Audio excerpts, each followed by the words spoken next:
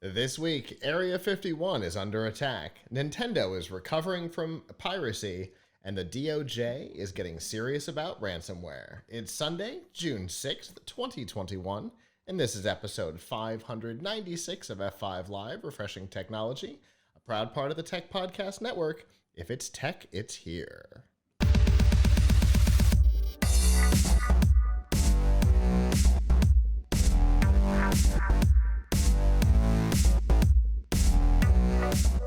Wherever you are and however you're accessing our show, whether it be on social media, Facebook, Twitter, Instagram, or Snapchat, through a podcatcher like Apple Podcasts, Google Podcasts, Amazon Music, Spotify, TuneIn, or a myriad of other options, through our live stream platforms like livestream.com, Twitch, YouTube, Facebook, or Twitter, or of course on our website, PLUGHITZlive.com. Thank you for making us a part of your day. There are two ways that you can do that. The first is Sunday nights at 9 p.m. Eastern. You can go to f5live.tv/join us, and there you can chat with us in the studio and give us your feedback on the topics as we talk about them. If you're not able to join us live, that is okay. You can always go to PLUGHITZlive.com/subscribe. There you'll see all of our shows, including F5 Live, The Piltch Point, PLUGHITZ Live Presents, First Looks, and a whole lot more. And of course, you can find all the ways that you can watch, listen, and follow along.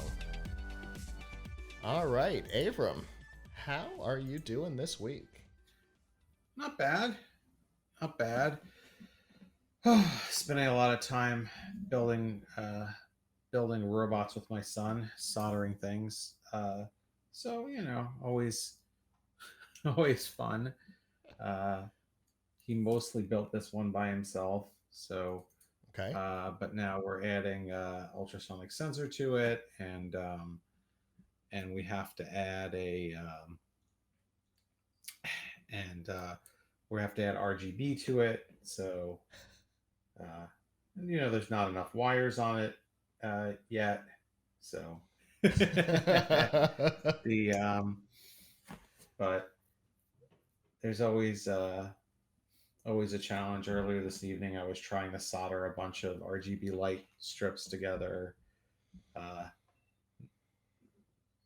It was not easy to get like little stripped ends of the wires to adhere to them. What a pain in the butt. So,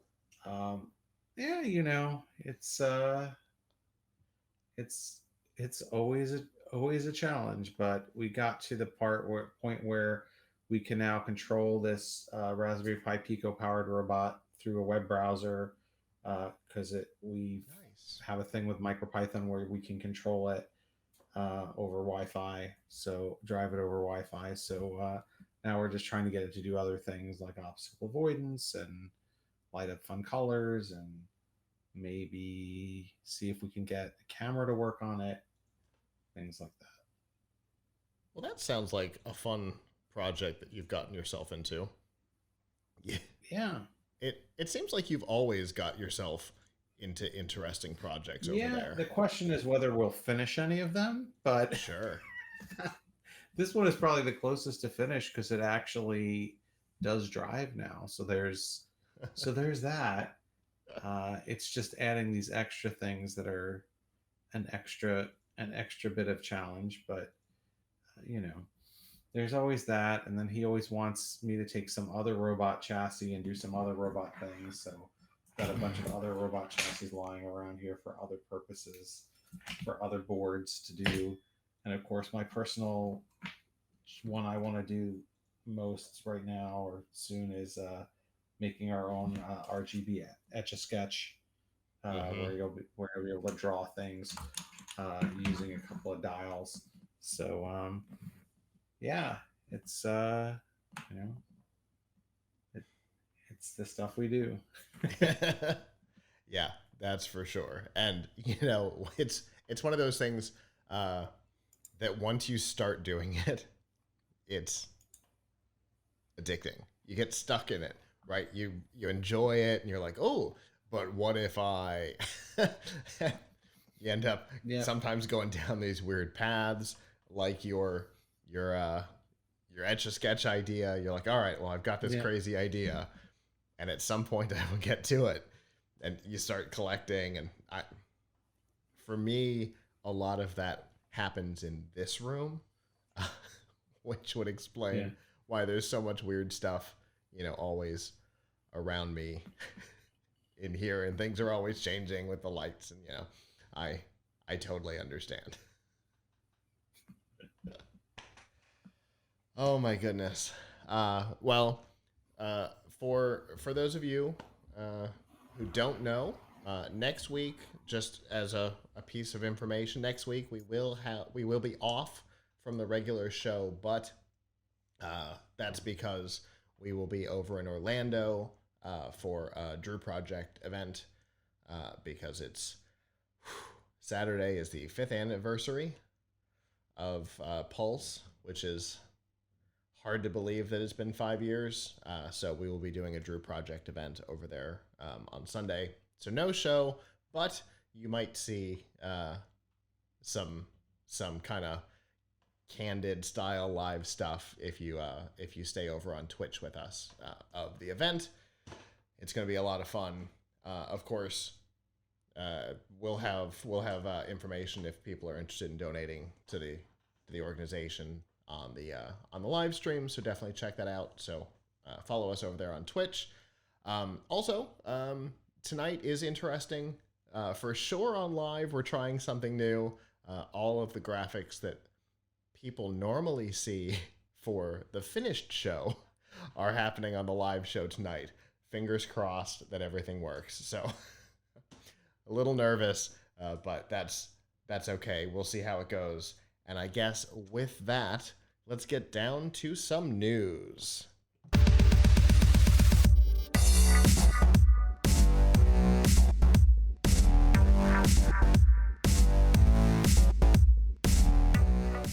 This week's Nifty Gifties and F5 Live is proudly powered by the Microsoft Store. Whether you're looking for a new laptop, a tablet, desperately trying to find an Xbox, get some games, or a whole lot more, you can find all of that at the Microsoft Store. And remember that current students, faculty, parents, and active military can save up to 10% on almost everything. And to browse the products and learn more about those discounts, you can go to f5live.tv/Microsoft.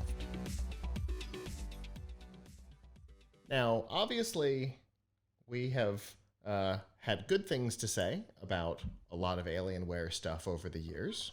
We had a segment on the Piltch point just, a month and a half, 2 months ago, where we talked about some of the new hardware.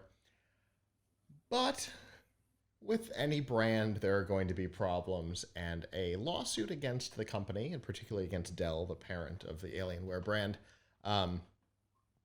about the Area 51M, the R1, the first generation, has kind of hit this week, and Tom's Hardware covered it, and we did as well.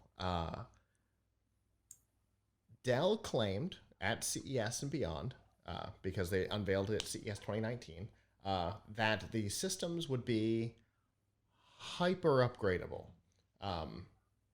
They didn't really talk about what that meant, but they did kind of suggest that the idea was that you wouldn't have to replace a whole system down the line. You could upgrade it. Now, that's unusual, right, Avram?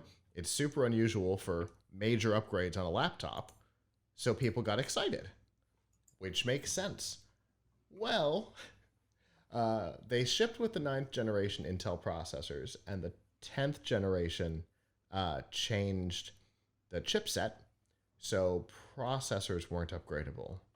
Then NVIDIA went and made structural changes behind the scenes on their video cards, and despite Dell having a proprietary video interface, they said that they would not be compatible, which meant the two big things that people would want to customize, didn't work. So you weren't able to upgrade the processor or the video card. So this new lawsuit claims that Dell knew when they started marketing that this wouldn't be possible, because obviously they get access to the roadmap.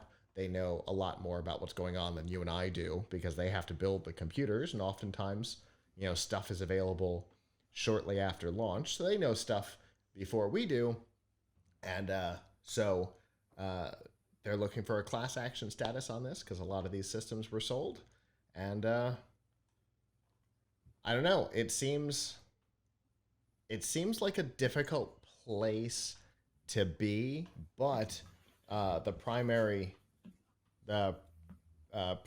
person on this lawsuit has got a really solid solo lawyer and class action lawyer on this. So I don't know, Avram. What do you think?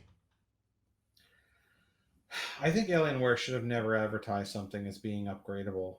Uh, that is a that when the first Area 51M came out, I remember distinctly talking to my colleagues at work about this and saying, all of us saying, yeah, I don't see how they're going to support this, and lo and behold, they haven't. Now, it depends on your definition of upgradability. Apparently, if you want to upgrade within the same generation, you can. Right. But who wants that? So, if you had bought, let's say, an Alienware, if you let's say you had bought an Alienware M50 Area 51M with like an RTX 2060 card in it, you could then later get an upgrade kit to take you from a 2060 to a 2080. But I don't know how many people are looking to upgrade within the same generation. Right. It's like what is the point of that? Like, oh, well, I saved $500 or however many $100 on the difference in price between the lower end and higher end graphics card when I bought this 6 months ago or a year ago. Now let me spend, all this money to get an upgrade kit. I think generally speaking, people who are upgrading, they're going from generation to generation. You get the best that's reasonably affordable within the generation that you have, and then a couple of years, probably a year, 2, 3 later, you look and say, hey, can I just upgrade this piece of my computer? Now, with desktops, thankfully, that's still the case. You have a PCIe slot, and if you have a CPU that is 5 years old, you can still use it with a GPU that is new. And if your 5-year-old CPU isn't a bad one, it may be well worth it to just upgrade the GPU, depending on, at a certain point they're out of whack. And like if you have a really old CPU and a really new GPU, it's not going to work out. Right. But, if let's say you have a CPU that's a couple of years old and you want the latest GPU, you don't need to upgrade your CPU also. Right. You don't need to upgrade your RAM also. So, that's one of the beautiful things about using desktop. And I think we've all wished at some point that same process could be brought to desktops. Yeah. Brought to laptops, the one that you have on a desktop. And no, that's not happening. So, part of the problem is I don't think the cards themselves were ever designed to be swapped out like that. So Alienware themselves had to come up with their own standard for upgrading, and therein lies the problem. No, I don't think anybody in the industry wants to do this, but the right thing to do for everybody would be for consumers would be if Intel and AMD and maybe a couple of others, maybe the major laptop makers like Dell and ASUS and HP and Lenovo got together and said, hey, we're coming up with a standard for a standard chassis and a standard motherboard standards like exist on the desktop, right? You can get there's motherboard standards, ATX, mini ITX, EATX, right? There's certain standard motherboard sizes that people generally use for desktops. And then there's a certain kind of card that you have. You have a PCI card, right? And then there's a certain kind of, now what fouls people up a lot is the CPU socket, because usually, unless you're on AMD, you can't reuse the same motherboard across generations. You usually, you usually have to upgrade the chipset and motherboard. I mean, with sometimes from one generation to the next, like 10th to 11th gen or something like that, you may be able to get away with using the last gen motherboard. But after a couple of years, a couple of generations, that's not possible. Yeah. But with graphics cards, it certainly is, and with RAM, it certainly is, to keep those for a long time. So, bottom line, Alienware should have never made this. Should have never made this this promise. I mean, whether the exact language they used is deemed legally sufficient, like, oh, you can upgrade, but I think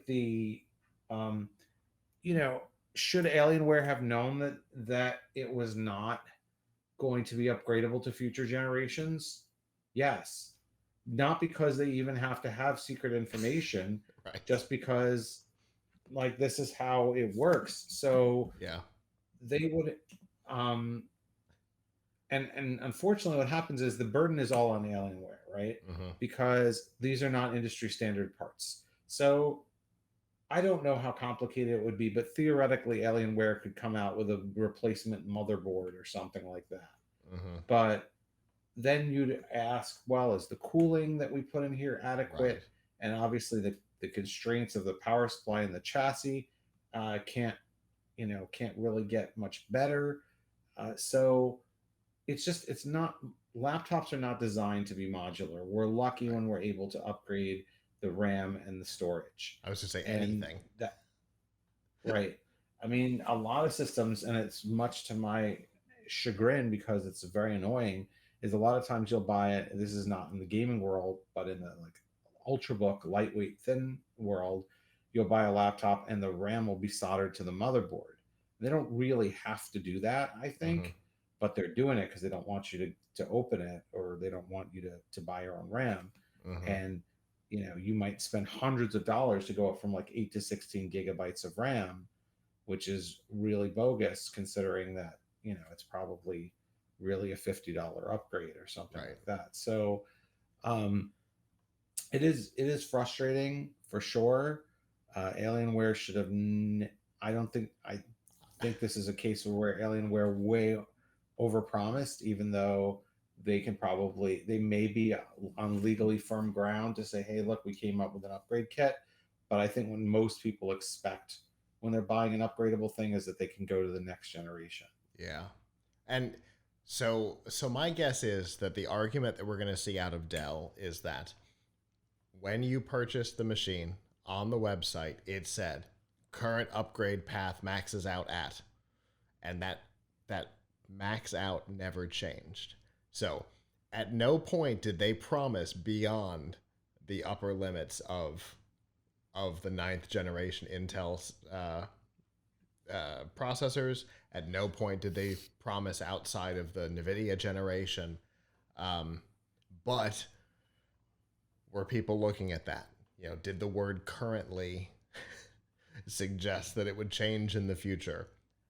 Can they argue that it means that it could change in the future, right? So I have a feeling like a lot of false advertisement arguments, it's going to come down to some really weird but fascinating semantics conversations about what does is mean, right? Yeah. Those of us who are old enough to remember that one. I think it's going to come down to some really detailed semantics, and I think we had this conversation at dinner during CES 2019. I think we said, this is a mistake. Yes. I mean, obviously, but you know what? This is a little bit of a teachable moment for everyone who is remotely interested in getting a gaming laptop. There's still a wonderful place in the market for gaming desktops. Or for desktop PCs, period, gaming or not, right? I would pick mine up off the floor and kiss it, but then I would probably disconnect this call. So let's not do that. But anyway, and of course there are several in here.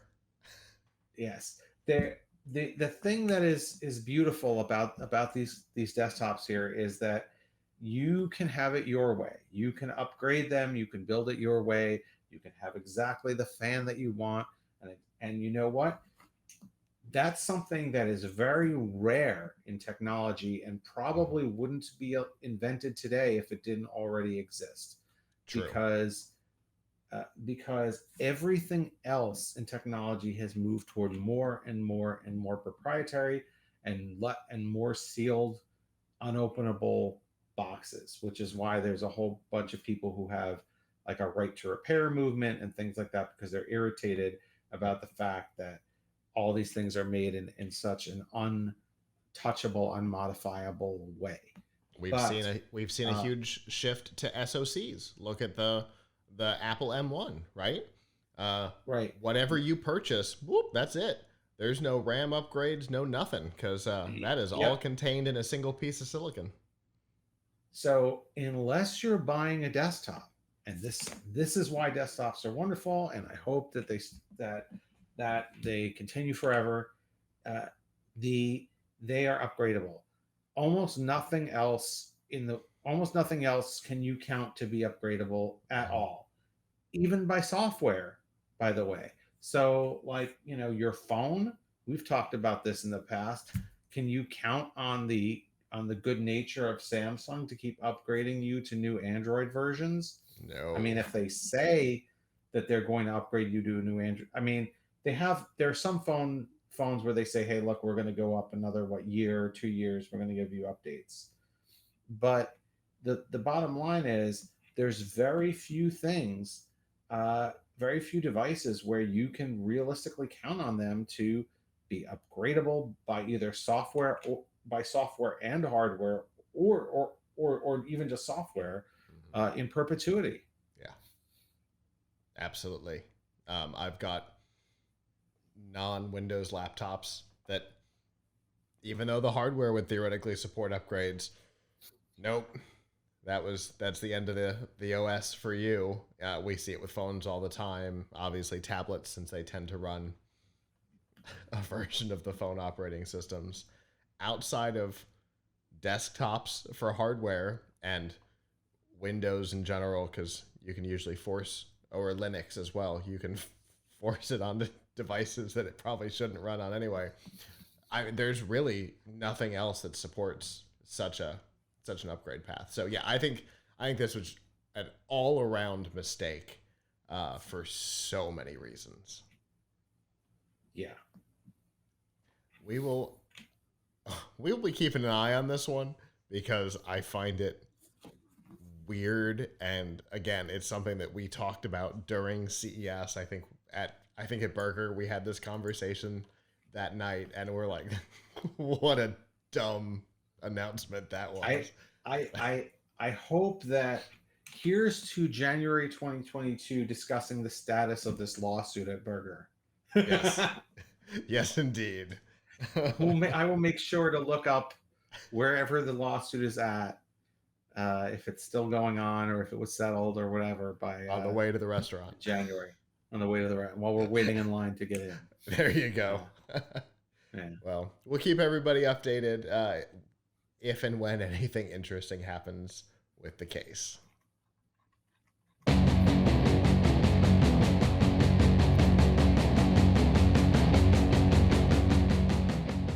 This week's Piltch Point with Avram Piltch is proudly powered by PureVPN. The best way to protect your privacy online is with PureVPN. You can hide your online activities, say goodbye to regional restrictions, and improve your streaming quality. Plus, it's available for almost all of your devices, and you can get a special price right now by going to piltchpoint.live/PureVPN.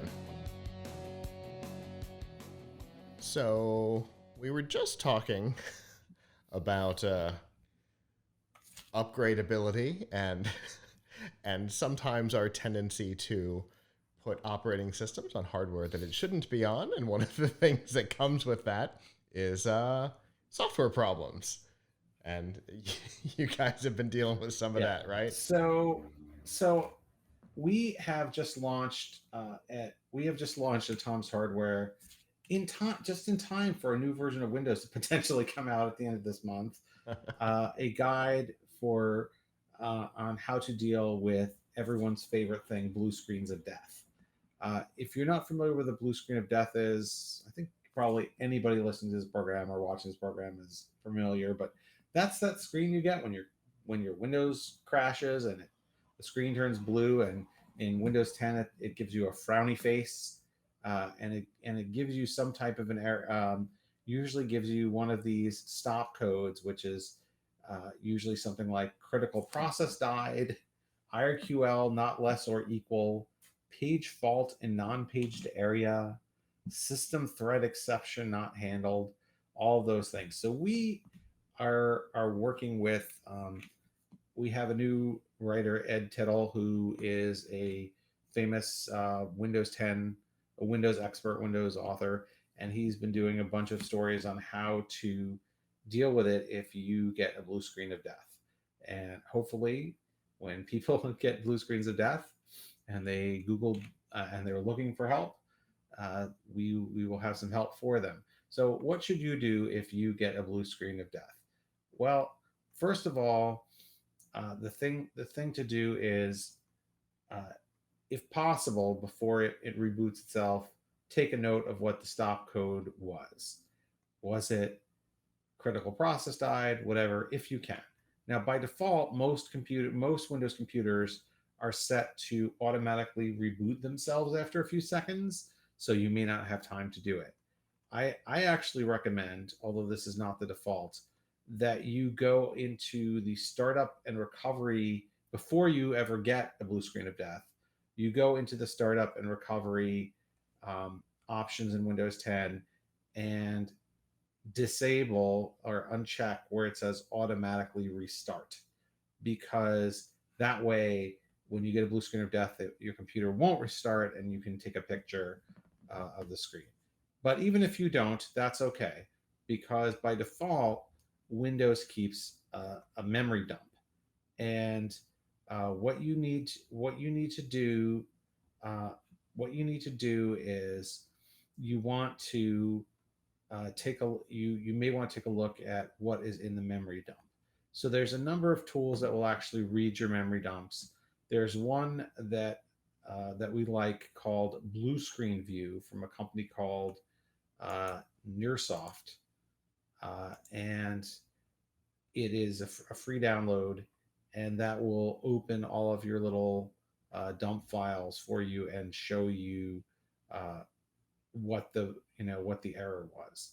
Now, knowing what the error is and fixing it are not necessarily the same thing, but it always helps. Uh, the order of operations that you should do when you're investigating a blue screen of death is, uh, first of all, you want to look at what has changed recently on your computer. Have you installed new software? Have you updated a driver? Have you upgraded the hardware? Those are the main culprits for system crashes. So you want to try to systematically use the scientific method and figure out which of these it was. Um, One thing you can do is you can boot into safe mode, uh, which means that you will not have all of the drivers running, and so you can see, hey, am I still blue screening in this? Or you can do what's called a clean boot, which we have a tutorial on how to do, which involves just disabling all non-Microsoft services and programs that start up to see if it's one of those. And if you don't get a blue screen, then you slowly turn them back on, but with an eye toward what did I update or install recently, right? What's the new software that I just installed? What's the new driver that I just installed? Um, if you if it is a driver, if you think it is a driver, the thing to do would be to go into the device manager, right click on the device, go to the driver tab, and then there should be a rollback button. Um, If there's not, then you may need to just download and reinstall an older version of the driver, if that's what it is. So you want to see which of these things it is. Is it software? Is it a driver? Is it possibly even a rogue Windows update? And you may need to go and actually uninstall a Windows update itself, which is really messed up, but not impossible to have happen. I, for better or worse, have one of my computers in the Windows Insider program, and for a while there was an update that was causing my computer to not blue screen, but I don't know what you call this technically, go into a coma. It would boot to a blank screen, and then I couldn't see anything, but it wasn't off. So it was neither. It was like somewhere between life and death, right? I couldn't boot up my computer, and so what I would have to do is like hold down the power button, turn it off, force power off, turn it on again. Same thing. After it happened, after it happens 2 times in a row, then Windows automatically rolls back to a previous state, and so Windows would be okay. But then it would immediately try to download the same update again. Like, hey, you don't have the latest update. Let me download this for you again and break your computer again.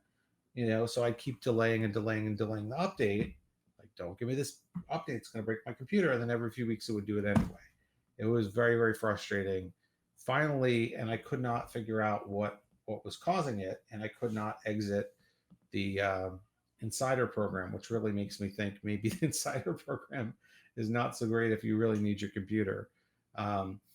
Because while I like to have access to the latest and greatest stuff, if my computer can't be booted and there's no way to fix it, yeah, like getting out of the Insider program seems to be like getting out of a gang or something. It's really it's really hard to get out once you're in. I think the way that the official way to get out would be if you had a full update or something. Like if you were at the next, if your if your Insider build coincides with the latest actual build, then I think you can leave at that time, or you can just do a clean reinstall of Windows, and then lose all your programs and settings and everything. So I kind of stuck with it, and then eventually I got an update that didn't break my computer. I still don't know why the previous one did. I guess I managed to hang around for like 2 or 3 months until they finally came out with a new update that I guess didn't have that problem. But it was very frustrating. But that's not a blue screen. But nevertheless, the thing to do is use blue screen view and try to go through a process of elimination to figure out what problem it is. Now, as I alluded to at the beginning of this segment, Microsoft may be coming out with a new version of Windows soon. There is a lot of rumors and hinting that the June 24th Microsoft event will be the announcement of Windows 11 because of the pictures that they've shown that look like an 11, and it's at 11 a.m. So it's possible there will be a new version of Windows. However, I almost guarantee that even when that happens, these steps will probably be the same. And of course, just because they're announcing Windows 11 doesn't mean people are actually going to be on Windows 11 anytime soon. So anyhow, keep those things in mind. And if you don't remember, just go to Tom's Hardware and look for BSOD, Blue Screen of Death, and you will find our many resources. Well, I can say that not on Blue Screen of Death yet, thank goodness, but I have on more than one occasion. In fact, just before the show, gone searching for help on things, and I always tend to find myself on Tom's Hardware, which is a good sign.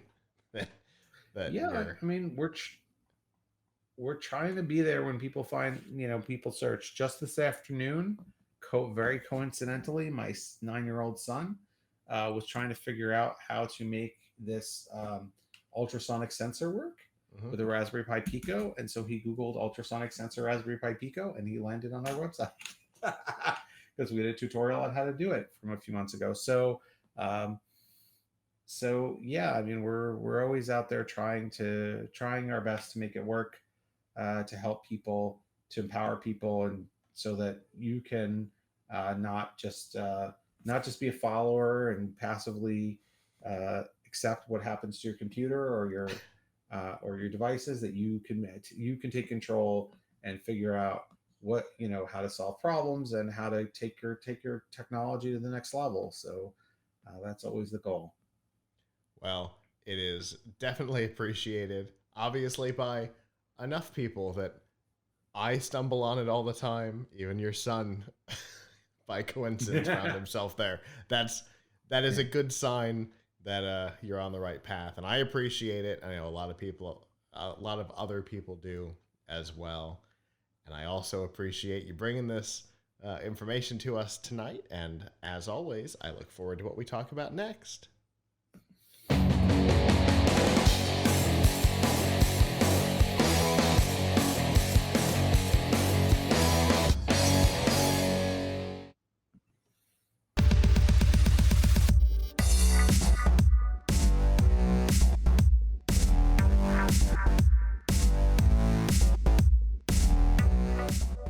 This week's Extra Life on F5 Live is proudly powered by Loot Crate.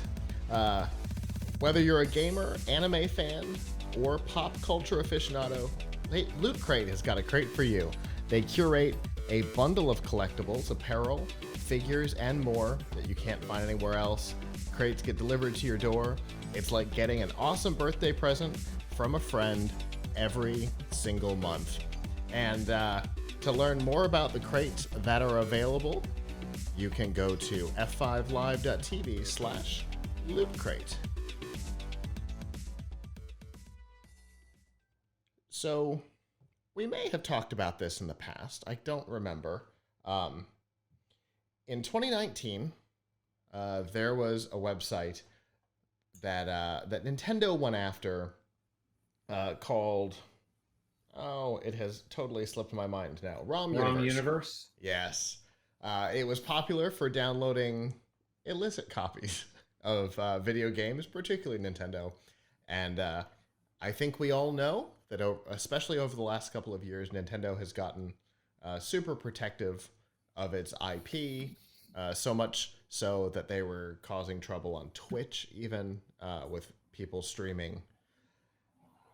They stopped that. They stopped a couple of other things, but what they haven't stopped has been dealing with piracy. So, lawsuit was filed in 2019. The site shut down in 2020, but this week, the case was finally dealt with, and the end result is that the founder was essentially charged $2.1 million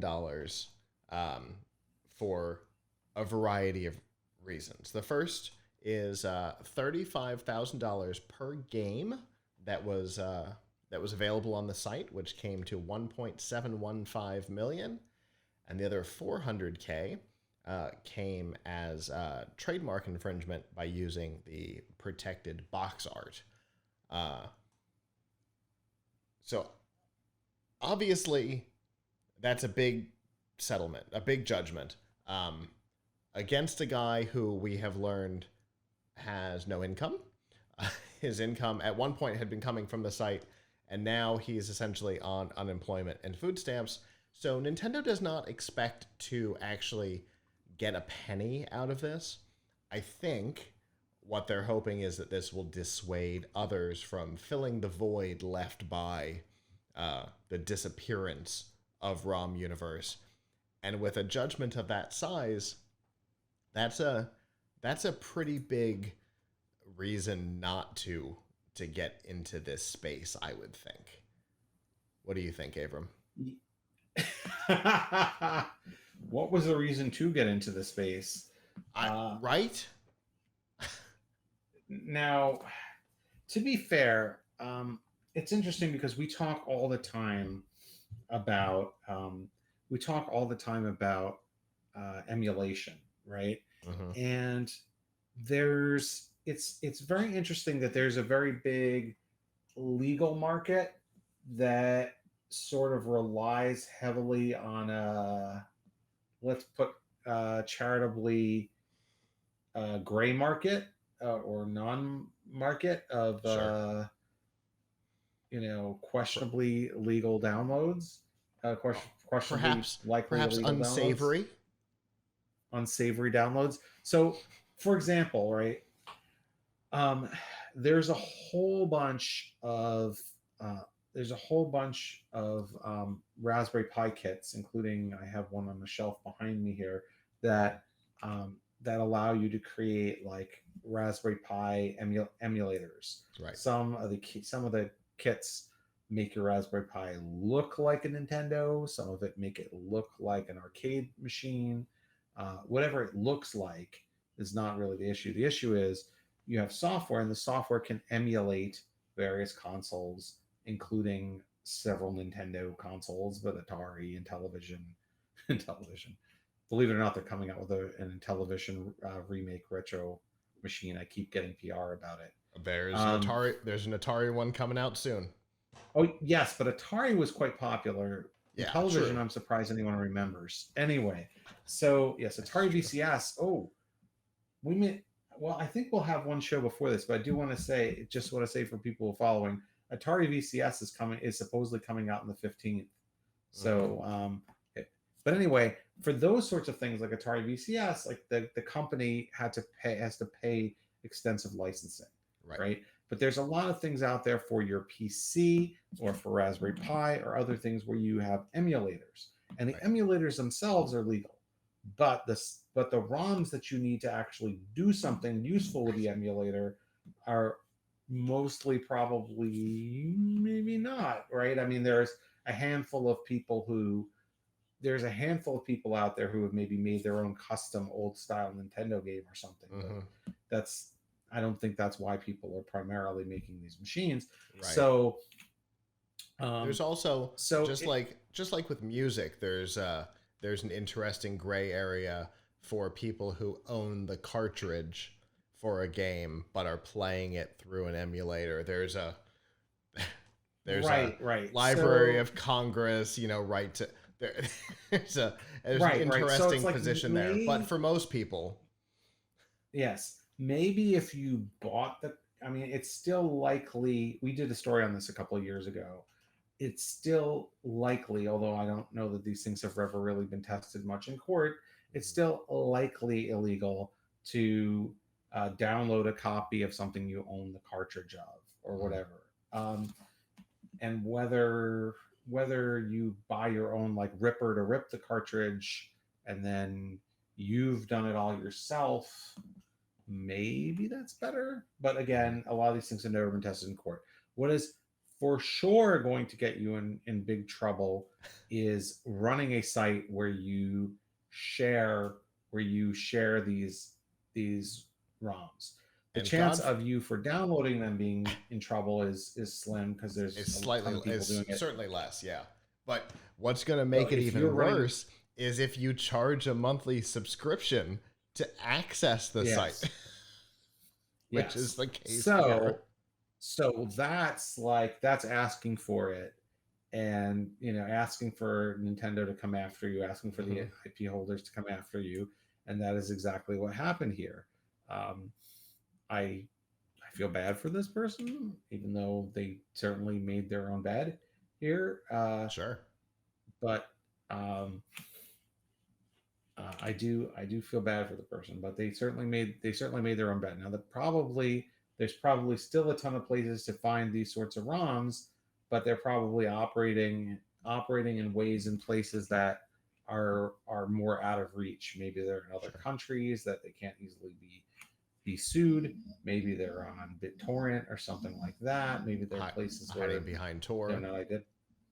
Yeah, things like that. So yeah, they so yeah, I feel bad for this person. I mean, at this point they should have known better. Yeah. By 2019 or whenever they absolutely should have known better. So maybe 20 years ago you could make this claim that I didn't know better, but not in the last many years. No. Another thing that this brings to mind is if you, I don't know if they're still on Amazon, I should check, but occasionally you'll find emulation stuff for sale on Amazon where they sell you the games, a micro SD card with the games on them, and they're absolutely doing the same thing that this person is doing. Yes, and they, you can get them on Wish too. That was the whole thing with Soulja Boy, right? Was that he was buying these things on Wish, getting them custom branded, selling them for 22 times what he was getting them on Wish for, or maybe Alibaba or AliExpress or whatever. It doesn't matter the source, but it was the same thing. It was all illegal, and he's going, nope, I've got the license on this, and Nintendo publicly called him out and went, no, you don't. You absolutely do not, because we don't license this to anybody. And then now if you go to that website, it forwards to Nintendo.com. So here's an interesting right. If RomUniverse does too. So without even really trying, and I don't know how many of these there are, right? I went to Amazon.com and I looked for like NES Raspberry Pi micro SD. So somebody is selling 128 gigabyte Retro Pi Raspberry Pi 4-card premium collection with video previews and 3D box art, 15,000 plus retro classics. Yeah,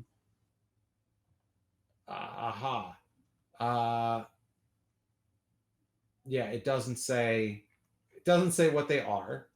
But although someone asks, are there any N64 games on this? And it says, yes, they are available.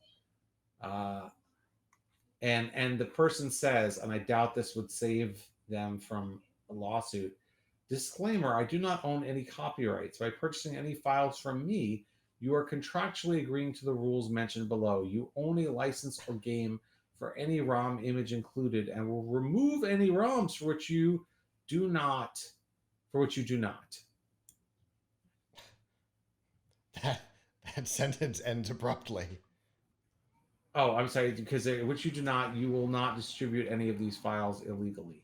So, like, that's now, I mean, that one, the person's selling the content. They're selling the content for $60, right?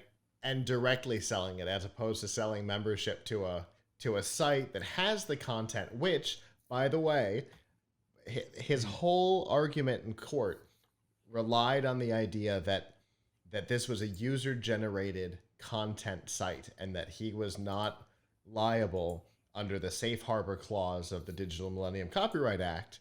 But he also admitted in a deposition that he had personally uploaded a large percentage of the games on the site. So, whoop, there goes your safe harbor. So here's the question. This raises an interesting question, though. What if that were true? Would he have had a good defense if that were true? If he didn't? He probably would have, because he had well documented that anytime Nintendo had contacted him in the past with a DMCA takedown notice, he had done it. Within a reasonable time period, and usually within 24 to 48 hours. So he was on top of it and responding to DMCA takedowns. If he had not personally been responsible for any of the content on the site, he probably could have gotten away with at least a slap on the wrist, or at most a slap on the wrist, but probably hiding under safe harbor. Although it is Nintendo, and they have the weirdest legal team that they're very good. In this case, he defended himself, which was probably a mistake, going up against a very talented legal team at Nintendo. But he undermined himself right from the get-go. So, right. I think the problem there is that they, I mean, first of all, he should have uploaded. But second of all, the problem is there's not a lot of uninfringing uses of his site. Like YouTube Yeah. can say, oh, every now and again somebody uploads a copyright violation, but we've got a lot of legitimate uses of our site. Like Right. what if you run a RomUniverse? There's not a lot. I mean, I guess there could be a handful of people who make their own ROMs. Or Like, oh perhaps look, I made my own.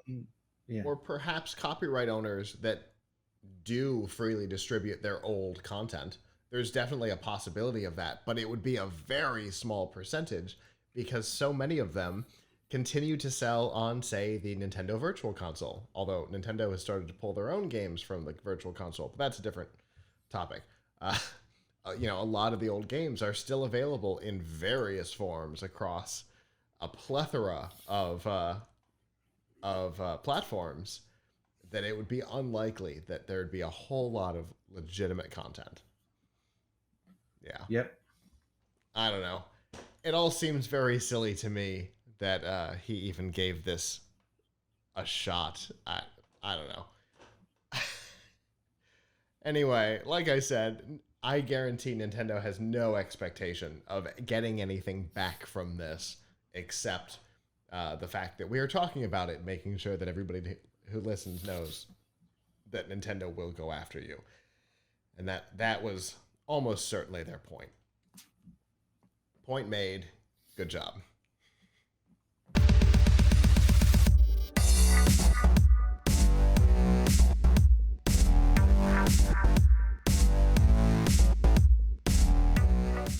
This week's news from the tubes on F5 Live is proudly powered by Malwarebytes. Whether you use a PC, a Mac, or a mobile device, Malwarebytes Premium is the company's strongest protection ever. It fights threats that traditional antivirus can't stop. Malwarebytes Premium actively blocks threats like worms and rogues and spyware and exploits, bots, and a whole lot more. And you can use your computer and mobile device with confidence and peace of mind. And to learn more and to get a special price right now, you can go to f5live.tv/malwarebytes. So speaking of malware, over the last month or so, ransomware has certainly made the news. We've seen a lot of talk about various forms of ransomware, but probably the most famous is the Colonial Pipeline, which was shut down for 6 days due to malware that was introduced by a very rookie security mistake, a compromised password. And Sorry, I couldn't quite hear you. I apologize. Apparently, my phone has decided that I'm talking to it. Hasn't done that in a long time, so we're doing okay, I guess. So, what? Yeah. So, the pipeline was shut down, panic ensued, and just like toilet paper, gas ran short in the southeast. And because of that and a number of other issues, including the fact that the company paid several $1 million to the ransomers to get their network back up and running, the Department of Justice has decided that malware should be treated basically one level below active terrorism threats as far as their research and investigation is concerned. And honestly, if you think about, our digital infrastructure these days, it is likely more important than our physical infrastructure because the digital tends to control the physical, right? Whether it be, a pipeline that feeds gas to nearly the entire Gulf Coast or the traffic lights at every intersection, our digital infrastructure controls a lot of our physical world. So if somebody wanted to cause a lot of trouble, shutting down a pipeline, getting into a smart city and screwing with traffic lights might be a good way to do it. So it makes sense, I think, for the Department of Justice to really ratchet up the importance of malware investigations within the country. Yeah, absolutely. I mean, look, it's no joke, right? We used to think, oh, people just doing something on a computer is not a big deal. I mean, used to, I mean, like a really long time ago. Yeah, uh, Now it is a big deal. I mean, there's a lot. I mean, we know there's a lot of cyber attacks that have happened. A lot of penetrations going on, both from both state and non-state actors trying to do things to either extract money or bring critical services down. I hmm mean, that could be like an act of war, basically. So, sure. if conducted by certain people against certain groups against certain targets. So, There was yeah, I mean, during the height of the pandemic in the United States, there were what, 3 hospital systems that fell under massive ransomware, and I think one of them had to shut down whole floors of the hospital. I mean, that's not great. Yeah, there's a lot of potential for damage and harm to people with these attacks. yeah, absolutely. So, yes, this is a very good use of law enforcement resources of the Department of Justice to try and stop these attacks and use all the tools at their disposal. I mean, I think part of the problem is they're going to probably find that a lot of the attacks come from outside the United States, Mhm. and so Such as how this they're one, which going came from to Russia. yes, a lot of I Not mean state Russia's a sponsored, but it did come from within the borders of Russia. right, or they come from, but they probably have a difficult time, um, probably have a difficult time arresting the people Sure, responsible for it sure. if they're in a country that we don't have a great relationship with, hmm let's say. Even some countries that So we have great relationships with, we don't have extradition treaties with. So right, even if we have a good relationship with the country, it doesn't mean that they'll release a criminal to us. right, exactly. So in other words, I think, I mean, if they can do something about this, that's great.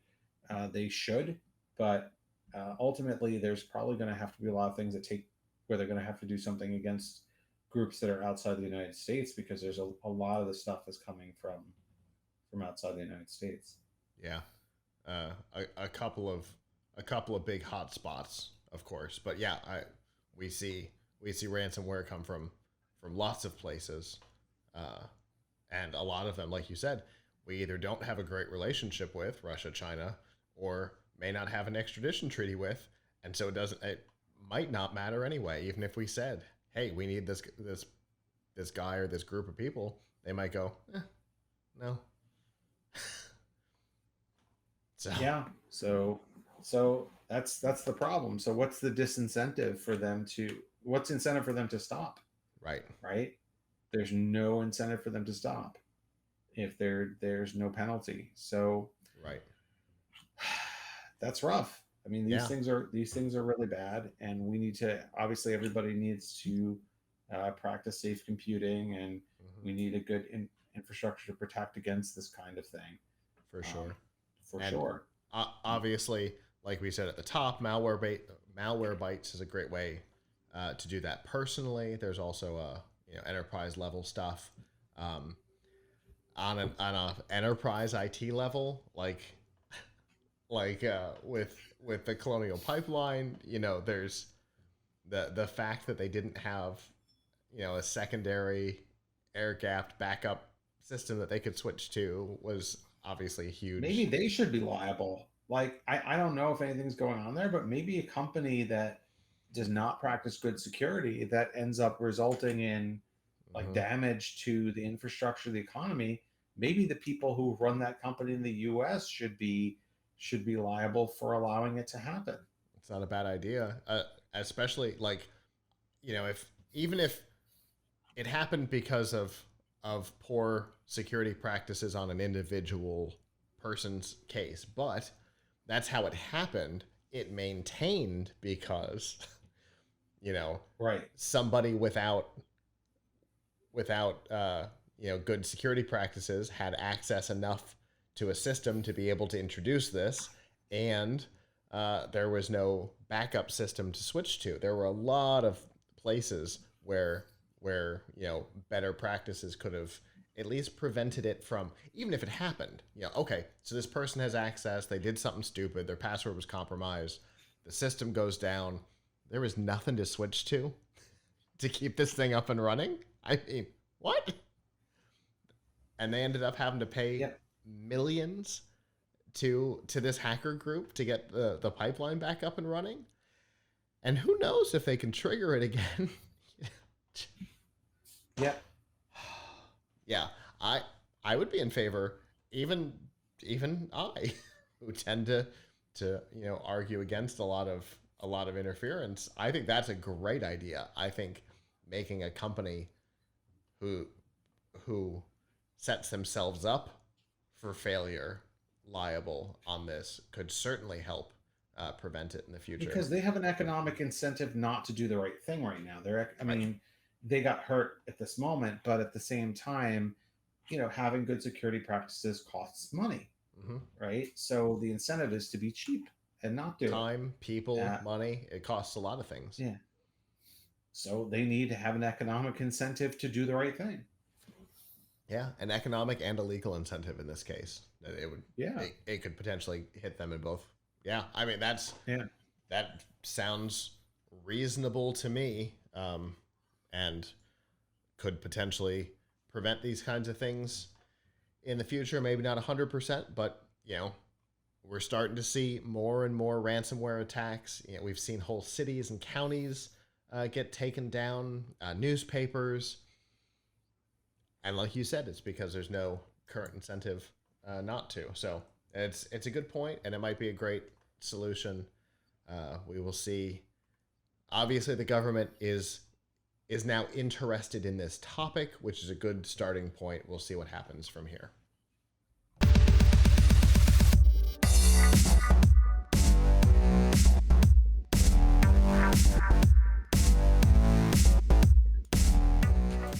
This week's DRM Not Included on F5 Live is proudly powered by Amazon Prime. In addition to your free shipping, you get a whole lot more, including free music with Amazon Prime Music, free TV, movies, and documentaries with Amazon Prime Video. You get free video games and a free Twitch subscription here on Twitch with Amazon Prime Gaming, and of course, a whole lot more. If you're not a subscriber, we've got a 30-day free trial. If you are, we have the ability to give it as a gift and to quick links to all of these features and a whole lot more, all by going to f5live.tv/prime. And of course, we know, before we get into the topic, we know that Prime Day is coming up in just a couple of weeks. So if you're not currently a subscriber and would like to be, so that you can get all those Prime Day deals, f5live.tv/prime gives you that 30-day trial. Definitely works. I think we've all done it at some point in the past. Anyway, speaking of streaming services, one of the things that we've seen in the industry over the last year or so has been a slight shift in business model for a number of companies, from pure pay to a tiered system with some advertiser-based base.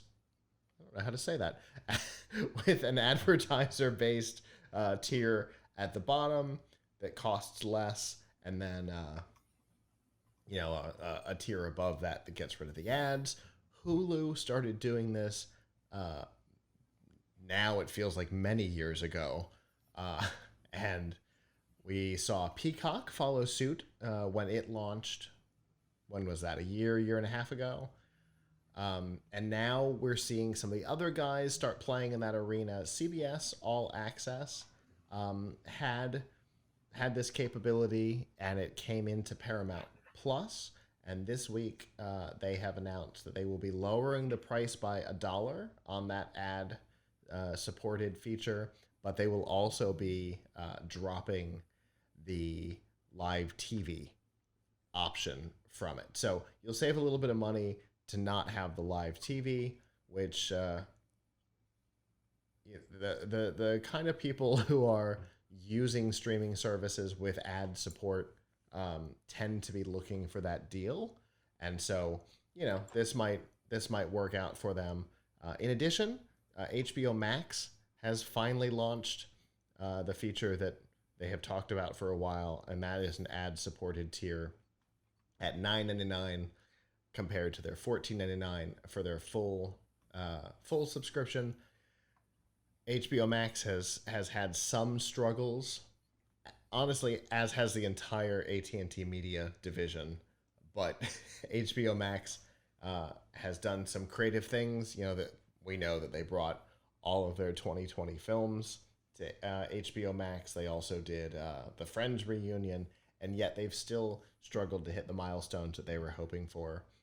And so, perhaps this 33% discount with the addition of ads could help them, because $15 is certainly higher than most people are used to in the streaming space. Although people who are HBO subscribers are not surprised by it at all, because it's what they're used to. So there's yeah, no doubt. I think one of the problems HBO Max has is that people who have HBO already get HBO Max, so they can't call that subscriber growth. So there are a lot of people who got HBO Max by default, as I did. True. And I've actually been using it a lot. Have you? Lately?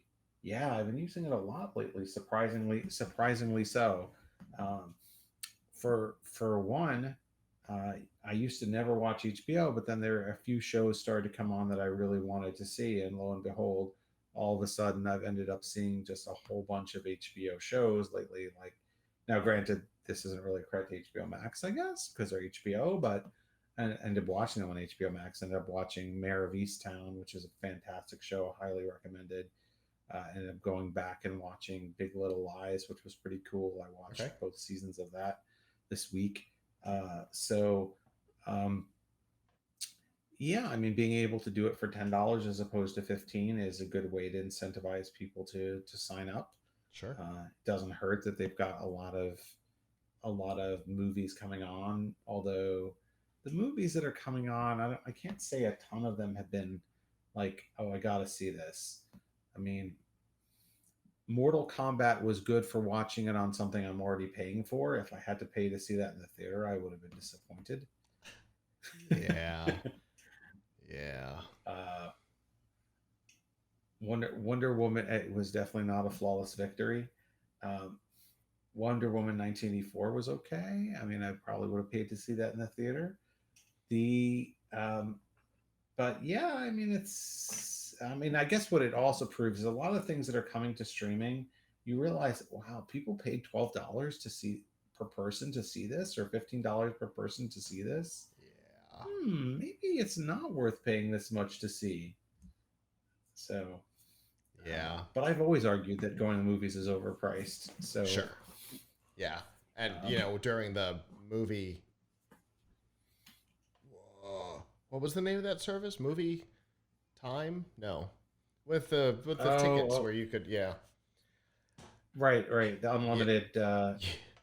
We talked about it a dozen times. We can't come up with the name.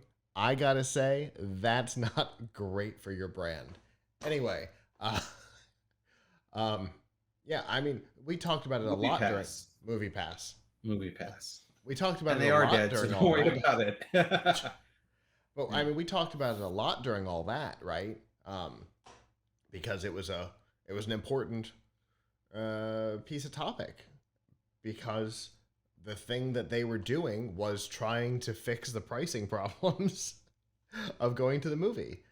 And so, yeah, I mean, I've always felt that way. There are very few things that I've felt needed that big screen experience, but there are things, and that's why we said that we might see more return to the movie palace style versus the megaplex going down in the future. Although A Quiet Place 2, I always just called the first one It's hard to remember because I could never remember the name of the movie, so I just call it Shh, and everybody knew what I was talking about. And I figured if I just called it Shh 2, you wouldn't necessarily know what I was saying. Anyway, that did really well at the box office, and I expect In the Heights to be another theatrical success. Not 2019 theatrical success, but certainly 2020, 2021 theatrical success. I think Quiet Place 2 did 80 million or something like that. It's not 100 plus like it should have, but I think some things really do lend themselves to that big experience. But yeah, I think what a lot of people are learning is that there's a lot of stuff that does not need that to feel complete. Yeah, no question about it. Yeah. So it's good that they're cutting the price of these things, cutting and giving the some price options. Paramount Plus. Yeah, obviously it's great not to have commercials, but if you can save some money by having to sit through some commercials, I don't think it's that bad. There are whole services like Tubi that's their whole model is just ad supported, free and ad supported. Yeah, Tubi, IMDb TV. Yep. No. Yeah, there's some a number of these of are them getting that are original successful content out there. too. Yeah, and Roku, the Roku channel, they bought the remains of whatever Quibi was, so they've got a bunch of original content now too. They didn't make it, but there's a lot of the stuff that was on Quibi that'll be continued under the Roku brand. So there's a number of places where ad supported entirely is working. Look at Peacock, right? Peacock's got an entirely free tier. Peacock is designed very much like Hulu, where there's a free tier with ads. In fact, since Comcast, NBC Universal was one of the original two partners of Hulu, it's not surprising that it's following the old Hulu path. But there's a free with ads, but limited content. There's a paid with ads with all the content. Then there's a paid with no ads with all the content. There's a lot of experimenting going on in business models right now in this space. And I think, we've talked, it's such a crowded space and people are going to have to try to separate themselves. And there's a lot of experiments to see what that looks like. Disney's got Marvel, HBO's got DC. A couple of these services are entirely free with ad support. There's a freemium model. There's a lot of experimenting going on, and it's been fun to watch.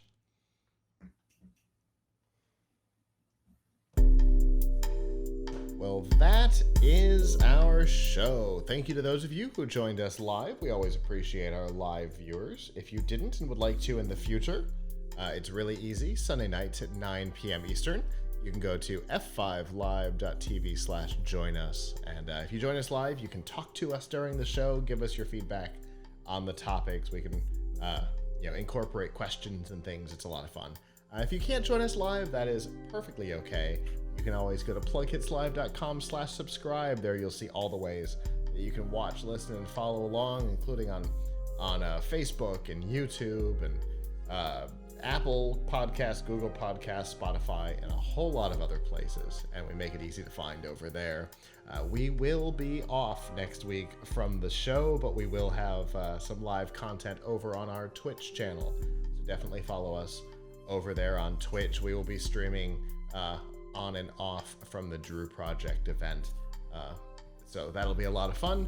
So definitely check that out. And then theoretically, if everything goes right, we will be back in 2 weeks, and then we'll be pretty normal until the 4th of July. So that'll give us a couple of weeks together. So with that, on behalf of the staff that's not here, I'm Scott.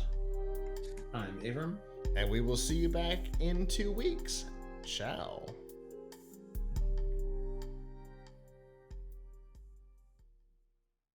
Hello, YouTube. Thanks for watching, and I hope you enjoyed this episode of F5 Live Refreshing Technology. If you did, please subscribe to the channel down below, and of course hit the notification bell because we know that subscriptions don't mean much on YouTube anymore.